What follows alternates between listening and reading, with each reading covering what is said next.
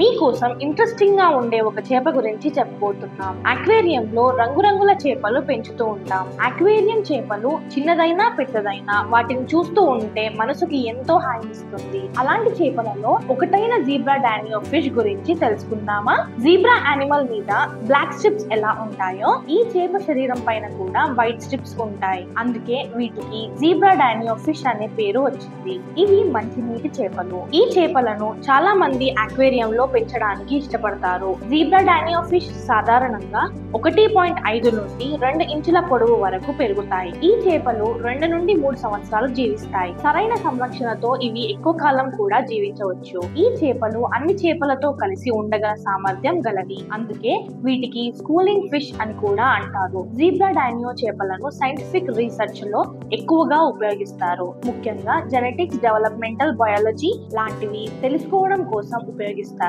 ఈ చేపల గుడ్లు ట్రాన్స్పరెంట్ గా ఉండటం వల్ల శాస్త్రవేత్తలు వాటిలో ఉన్న అవయవాల అభివృద్ధి మరియు ఇతర జీవక్రియలను సులభంగా పరిశీలించగలుగుతారు. వీటిలో ఉండే ఇంకో ఇంట్రెస్టింగ్ విషయం ఏంటంటే జీబ్రా డానియో చేపలు తమ గుండె, మెదడు, కళ్ళు, లివర్, కిడ్నీ మరియు ఇతర అవయవాలను సెల్ఫ్ రిపేర్ చేసుకునే అద్భుత సామర్థ్యాన్ని కలిగి ఉంటాయి. ఈ జీబ్రా డానియో చేపలు గుండె గాయాలకు స్కేర్ టిష్యూ లేకుండా పునరుద్ధరణ చేయగలుగుతాయి. మెదడును, కళ్ళను, కాలేయం మరియు కిడ్నీ అవయవాలను కూడా తిరిగి రిపేర్ చేసుకోగలము. అద్భుతంగా ఉంది కదూ! ఈ చేపని మీరు పెంచుకుంటున్నారా?